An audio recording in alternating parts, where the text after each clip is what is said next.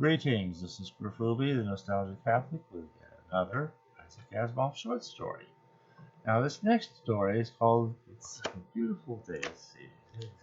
It's Such a Beautiful Day, and it appeared in this volume of the Star Science Fiction Stories, this time volume number 3. You may recall he had another story in volume number 1.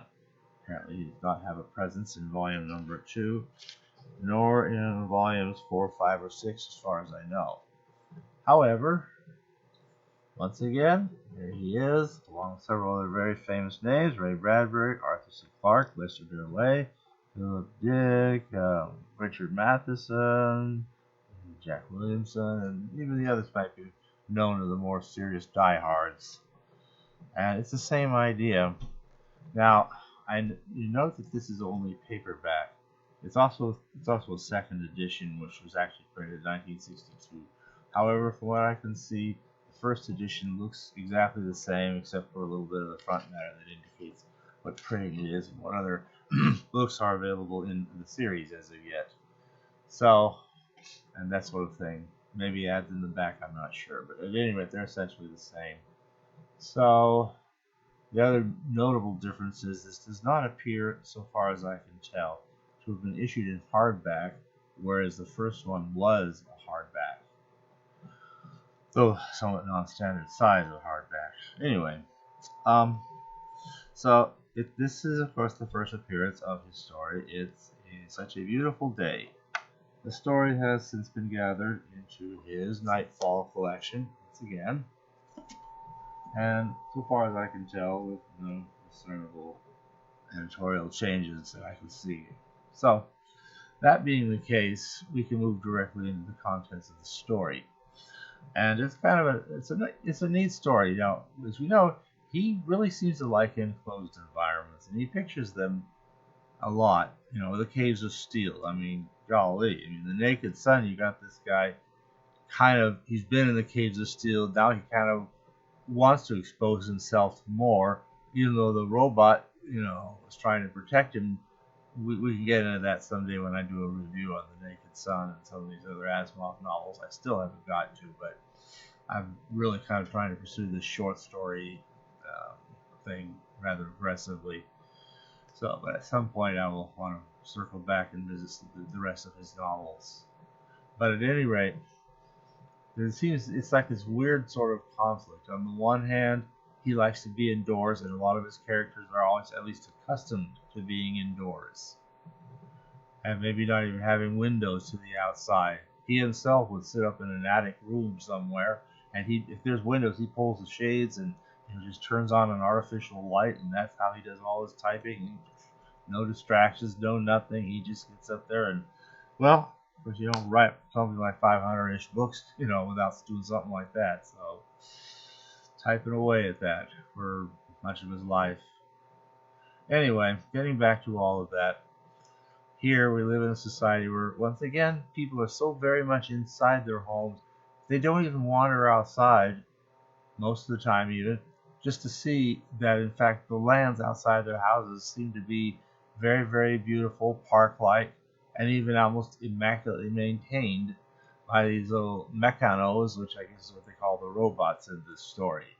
It features robots, they just call them mechanos, but it isn't about them. So it's kind of interesting to see robots appear in a story without the story really being about them at all. They're just there like you could have a situation comedy at some house, a domestic situation. This is so-and-so's home.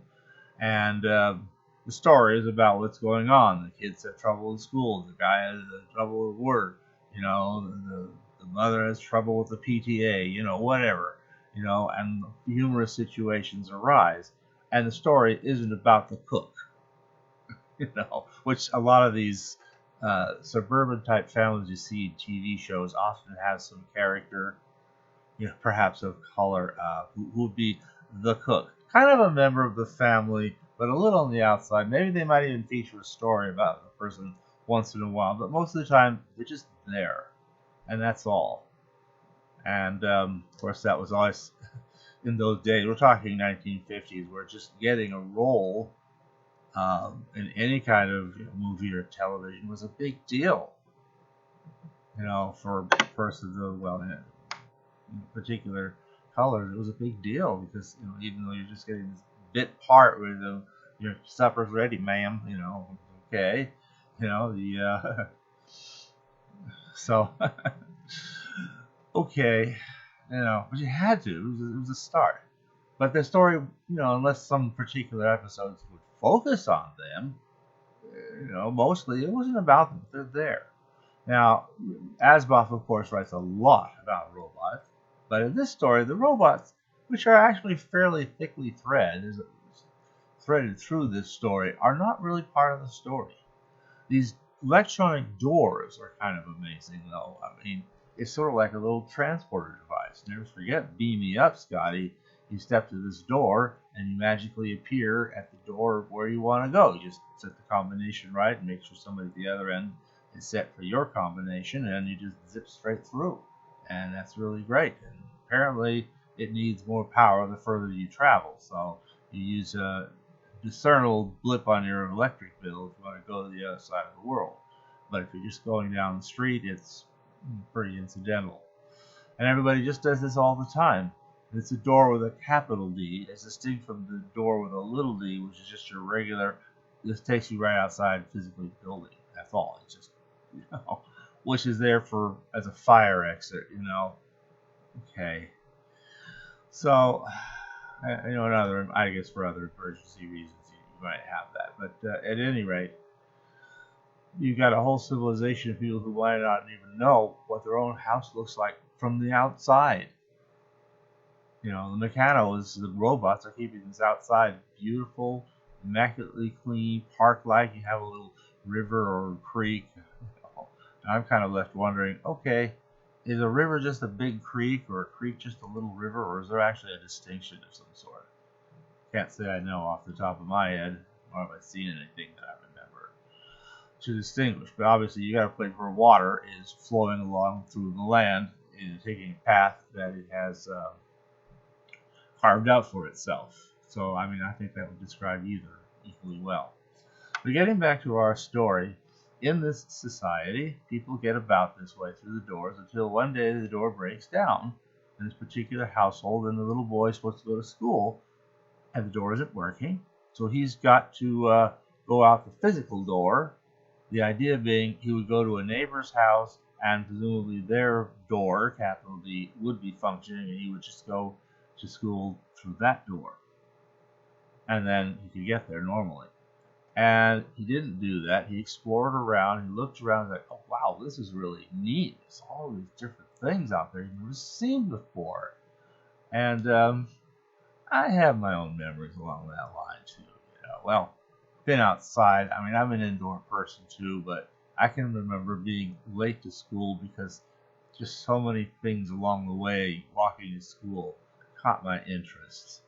I looked at climbing a tree a little, and there's a bird's nest with little eggs in it. Oh, that's really neat, and just so on all the way along. And I can definitely identify with that. They were mad because I was really late to school that day, needless to say, and he was late too, and so justifiably. But he does the smart thing. He wants to go outside, and it takes about half hour to walk to school normally. So he just gets up a half hour earlier, does his breakfast and stuff. He's ready to go, and uses that half hour to take his time going to school. And it's even brought out that each time when he does go, he takes a different path. So he's really liking the outdoors, and everybody's all, what's wrong with him? Maybe there's something wrong. We got to take him to a doctor. Maybe you ought to have that kid psychoprobed. Now, there's a bit of technology you do have in other Asimov novels. Maybe some Foundation novels, and even some of the other Galactic era and or Elijah Bailey robot novel era. So you have a psychic probe, just as you have neuronic whips and different things that turn up from time to time in his writings. So all that being the case, it's just the whole thing is the kid just wants to explore the great outdoors. What's wrong with that? Oh yeah, there's a neat little thing where he doesn't want to take the go out the physical door once in a while. He'll just use that door on certain days. He's not happy about it, but he just seems to do it voluntarily. It's like, why is he doing that? Is he getting overusing the long way around through the outside? No, it's just raining, and he doesn't want to walk through the rain. Yeah, there's weather. Remember that? Oh, okay. So, at any rate, there's a story. It's actually, I think it's on the whole fairly good story. I can obviously recommend it to anyone, and I really enjoyed it. That's the sense of it. Thanks for listening.